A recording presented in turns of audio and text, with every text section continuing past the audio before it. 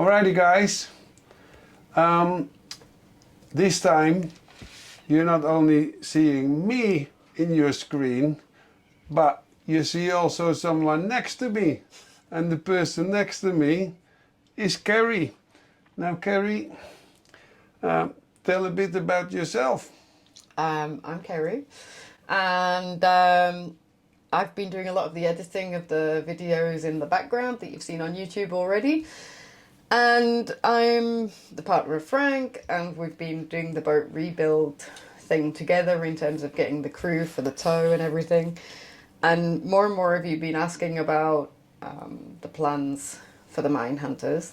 So we decided that we'd better act on that and give you what you want. So I've taken a few photos, which are actually on the screen Right to here. my left now. Yep. But I will put that into the video so you'll be able to see what's on our screen, and we thought we'd talk you through the plans. Alrighty? Indeed. So first of all, you actually see a picture of number 83. We have been talking already with a naval architect. The funny thing is, naval architects are very pricey. We didn't know until actually the vessels were in Cebu if everything would work out. So now everything worked out, the boats are in Cebu. Now we finally can start to concentrate more on the rebuild. We made, of course, already a little bit of a drawing of the vessel, how we wanted it to be. And the result of what we want them, or not completely, but how we roughly think and hope they're going to look like, is as follows. This was the first kind of concept drawing that came from the naval architect. Well, no, it wasn't. It was the fourth version, I think, correct? This is already the fourth version. And so believe it or not, like, this has been through various different versions, and this is what we call concept D. So there was A, B, and C before it. But this was where Frank was trying to explain, and I have to say this, right? Frank has everything in his head. So with these designs, with every boat he's ever built, it's always, he sits on the boat and he works it all out and he has the whole thing in his head.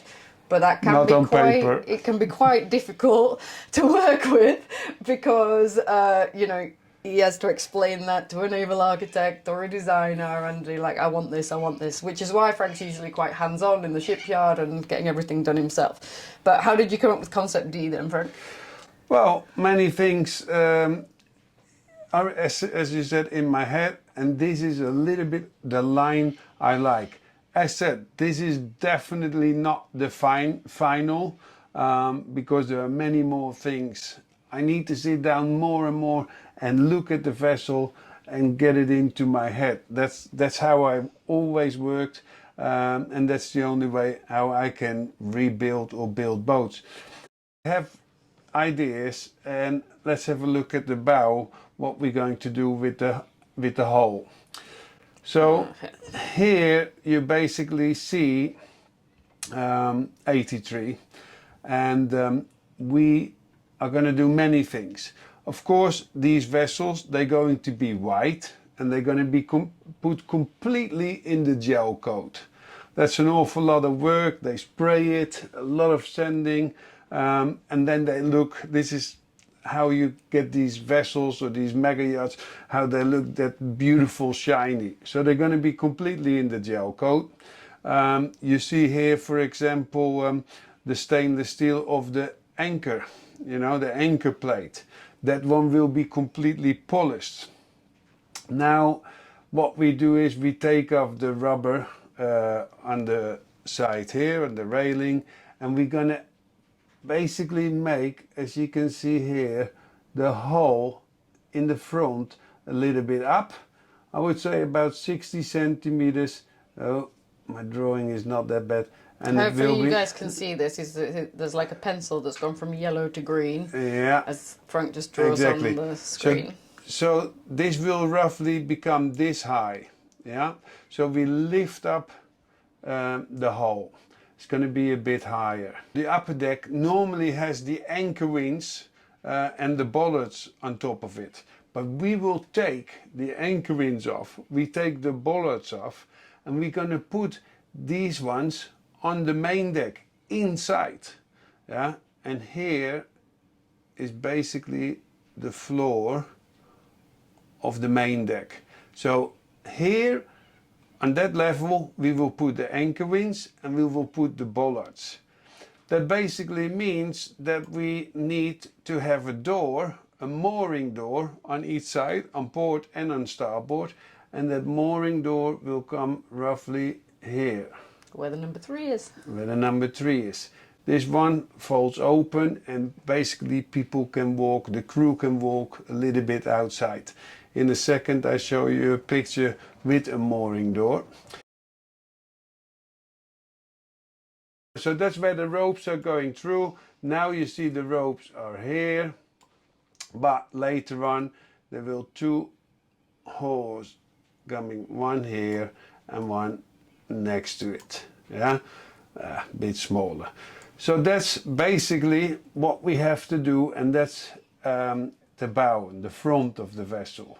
And what I have in my head is roughly what we're going to get on the next picture, and that's what Kerry is showing you now. Yeah, on this image just above the anchor and to the left side of it, you can see there is a small door.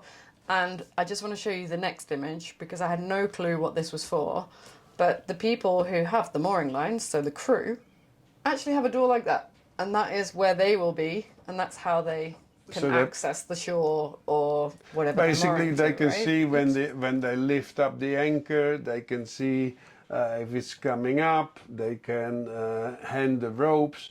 So that's what is a mooring door is for. But it's nice because it means you don't have all that stuff out on deck, right? Exactly. So if this is a super yacht, you know, you saw the pictures from the deck of the Minehunters before, there's ropes all over. We showed you it don't want later. that when it's a nice super yacht, right? Yeah.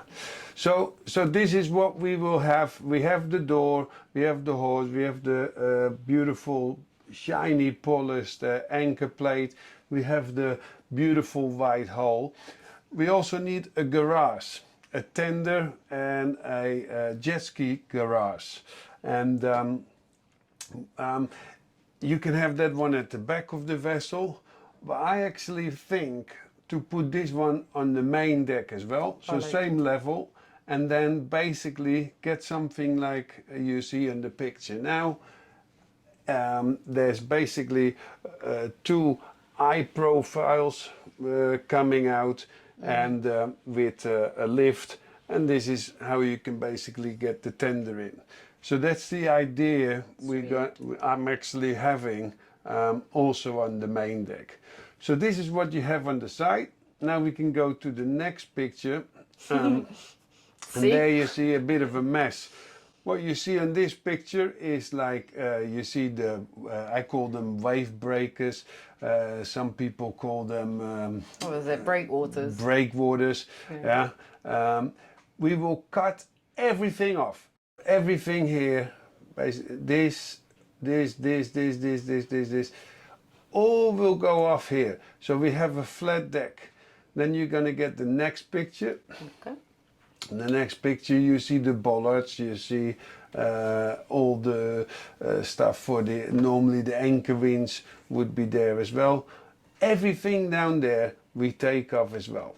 And then this deck, as I said before, will be lifted up about 60 centimeters. And then we get a little bit on top of that. So in total the hull will go up 80 centimeters.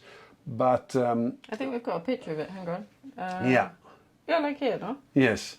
So that deck is actually lifted up. This is lifted up 60 centimeters, and you see on the side, you see a bit of a, like... like a lip. Yeah, how to call, yeah, that's coming up a little bit. So beautiful teak deck. Now, I've done some vessels already with teak deck, and it's actually not teak as in teak. It looks exactly the same as teak, but it's different. It's 100% recycled material.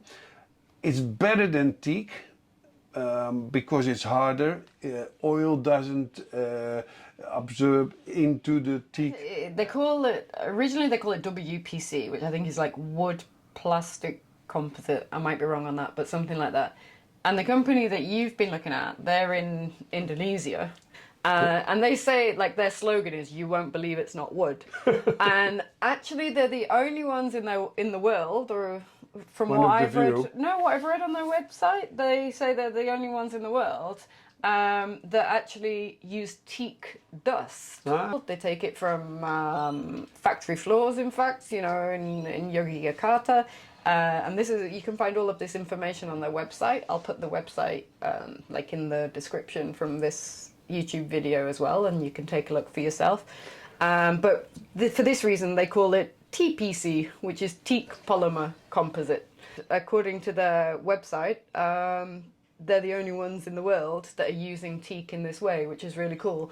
And because it's like 90% recycled material in the goods, then they add additives that make it more durable, but it's all environmentally friendly, and the end product is actually 100% recyclable. So it's a completely sustainable product, which, if you know Frank and I, that's something we're very much into and supporting. So to be able to use their decking on this boat, I think is a really cool idea. Yeah. Here is roughly how it's going to be, although in the front you see a jacuzzi. That one is not going to be a square, it's probably going to be round. I'm working, actually doing the calculations now in the front as well, to make a frame of aluminium, and then or if you're from the US, they call it aluminum. So we're going to make a frame of aluminium, cover that with the teak as well, and that will be then a helicopter pad. So that's the idea where I'm working on.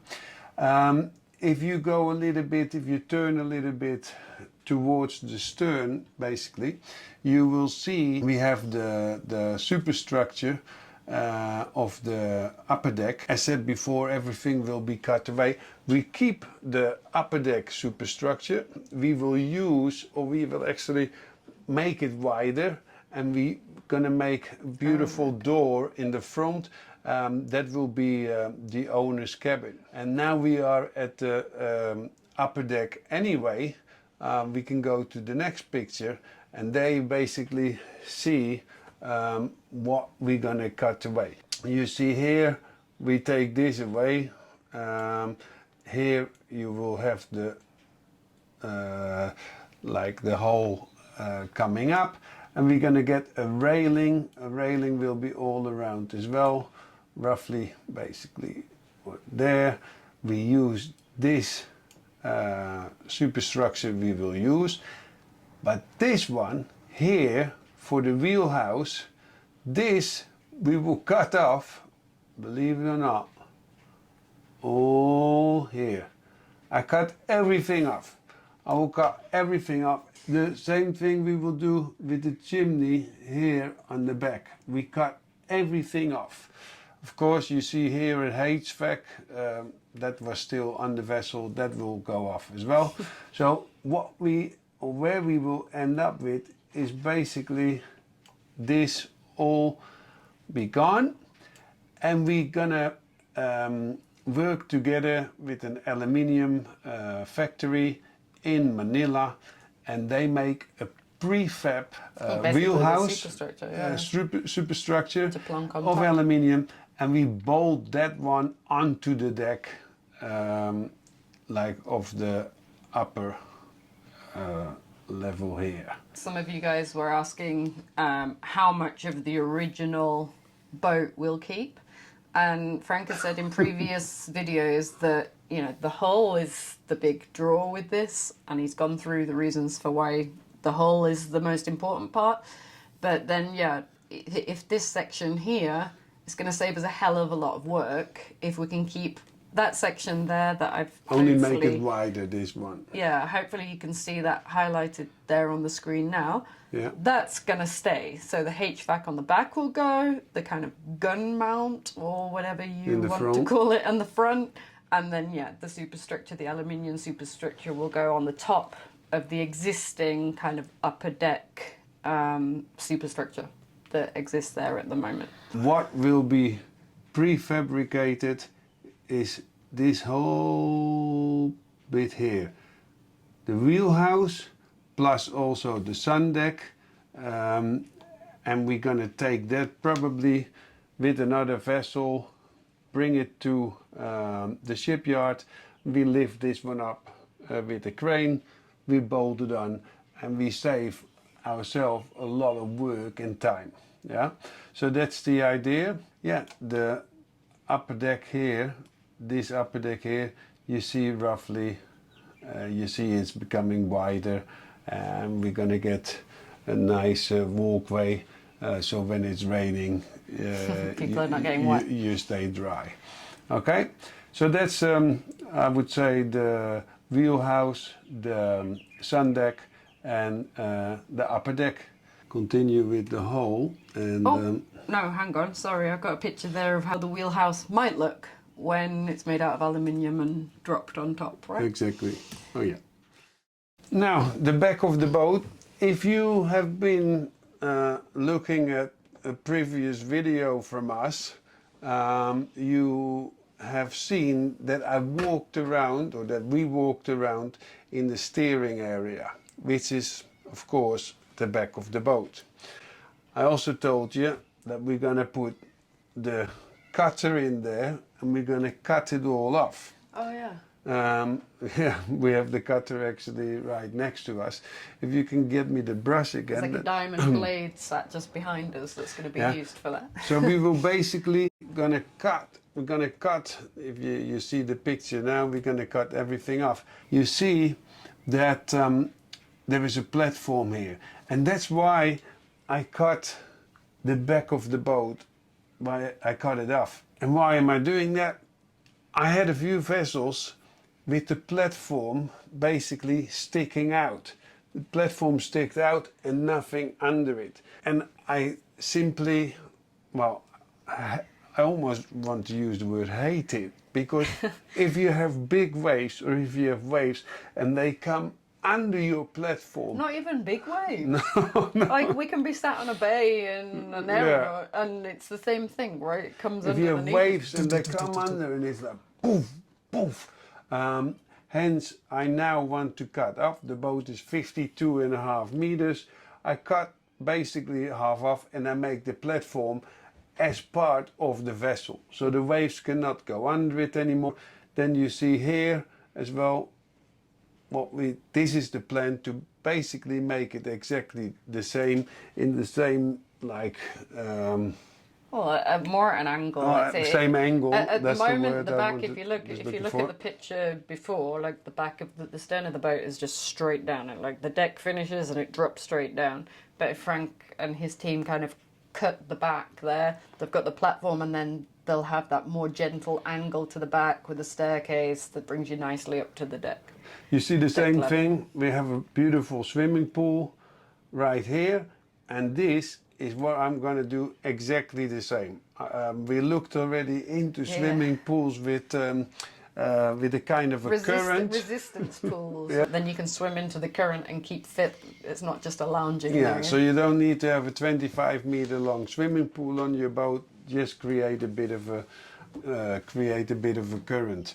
If we go then to the next picture, you can actually see the back of the vessel. Do you want me to try and explain this a bit? Yeah, you can explain. So down here is straight down, and that's like midway down Halfway the ship. Halfway the vessel. Now, what happens from that midway point is that it narrows all the way from like that point all the way down here. It's becoming narrower and narrower to the stern, and you don't want that, right? No. So what the idea is that here, this shows you perfectly on this bumper on the back at the moment, there's kind of a curve like that down to the bottom. The whole hull is basically going like this. Yeah. Whole idea now, or will be, that will go straight like that. Correct? Yeah. If you show the next picture, the hull is going now like this at the back. There you We go. want to make it straight. Yeah, so if I Straight. take the brush again, it's like That there is straight down. It's vertical. That's the word I'm looking for. It's not on an angle at all. It's vertical from that deck level up there down to that deck level or the platform. Well, there. actually, to the all the way to the water All the way line. to the waterline with the Even lip. below the waterline is going to be a bit more. So we're going to make a frame basically on the hull, so we get this. I think I've got a side-by-side shot. Hang on a minute. There. Oh yeah, excellent. That's kind of like, that does reasonably well to explain. On the left, you've got the Minehunter as it is, with like that really clear curvature on the side. Yeah. And then on the other boat, you've got, you know, it's different. Yeah, excellent. Yeah. Okay. So that was about the stern of the boat and the hull, but what a lot of you have said is that, and we are hearing this a lot, right, that anyone that was on board, that worked on board, seasickness was a common theme. If you look at some of the past videos, you can see in the comments underneath, what are you going to do about the seasickness, or hope you're going to do something about the motion of the boat. So stabilisers we're big fans of, because you've put them in other vessels, right? Like the Seakeepers that we have on Ocean Recovery, on an aeronaut. But what's the plan for this one? So with this one, we're not going to put in gyro stabilizers. Gyro stabilizers, or you need to have very big ones, and there are a few companies who make them, but we definitely don't have gyro stabilizer money. We are actually going to build in this one electric stabilizers, fin stabilizers, and they will be probably halfway the vessel. And the beauty of the stabilizers we're actually looking into now, they're from an Italian company. They're called CMC Marine, and these guys, they build electric stabilizers, electric fin stabilizers. Normally you had the hydraulic ones, and I've worked in a few vessels with hydraulic stabilizers, and oh my god, they make a lot of noise. The electric ones don't make any noise at all. These are for underway, but also when you're on anchor. So when you're on anchor, yeah, the stabilizers work as well. So the beauty of this is 2-meter waves, 3-meter waves, and your coffee, or more important, your beer, will still stay on the table. It's like the boat is like a brick on top of the water, doesn't move at all. So yeah, we will use the stabilizers, electric stabilizers, to make the boat a lot more stable. So then a few more things with the hull, and that's the thrusters. Now we are already with CMC Marine. They also make bow thrusters. In these vessels, there were actually 3 thrusters. Yeah. If you look, they had one thruster here, one thruster here, and they had a thruster here in the front. So they had 3 thrusters, and I said this already in a video before, and they had the main engine basically here, sorry, my drawing is not that bad, with one propeller shaft. Now the main engine and the propeller shaft, they're all taken out, the rudders are taken out, the front thruster we take out as well, and there we're going to get a bow thruster, a big bow thruster, and that's roughly going to be here, probably in front, sorry, this is actually the compartment, the first compartment, probably in the first compartment, about 2 meters away from the bow. And that's the bow thruster from CMC This is the bow Marine thruster, as well. and that's also from CMC Marine. Yeah. So with this one you can go to port, and this is electric as well. This one you can go to port and you can go to starboard very easy. If it's electric, is it quiet as well? All electric, quiet. Nice. You still hear it when you use it, but yeah. Then we've been talking with a company from Holland, Current Motion. Yeah. They make thrusters. They make also thrusters, they make also bow thrusters, but we actually are in talk with them about these thrusters, Azimuth thrusters.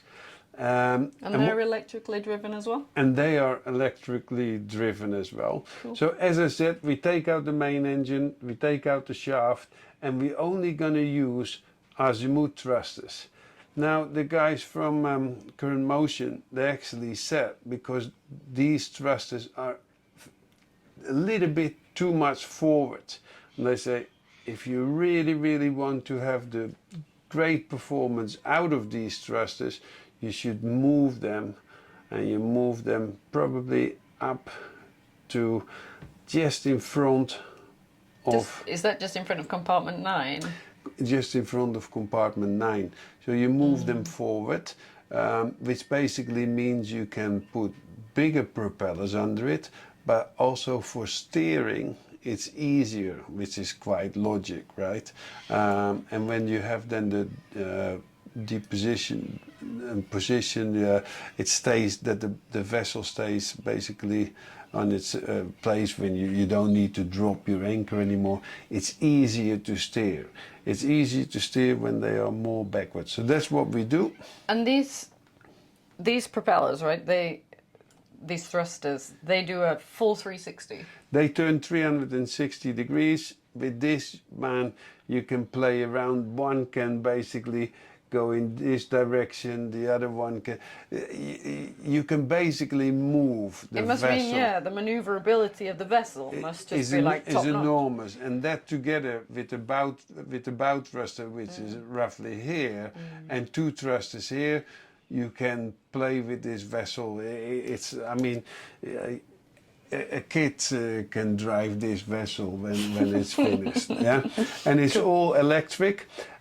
We talk about that later on as well. It will be diesel electric, no more main engine, but generators with a battery pack. But that's a long story. That's a story for another time. You've got a nice international vessel though, because you've got your deck done in Indonesia, you've got Italian bow thrusters and stabilisers, and now you're going with Dutch thrusters. Exactly. I'm very happy with the Dutch thrusters. International vessel. So that's basically about the hull. And I think, and I hope that we guys told you now the plan, and that you like our plan. If you have any ideas, throw them at us. About the interior is a completely different ball game, and it will take for sure a few more months before I really have the interior in my head and before it's on paper. I'm not going to do the interior by myself. We do that, or I'm going to do that together with a friend of mine from OT Design. I will talk about this later on. But yeah, this is all about the exterior and roughly how the vessel is going to be. Yep, and once we've got the vessels now and stripped them out on the inside in Philippines, which is going to be a lot of work and more videos, I think then you can get the naval architect drawings more in detail, and you know that's the next level. But we wanted to kind of share some of the plans already, and hopefully this has been helpful. Yeah, alrighty. Thanks so much. See you another time. Bye.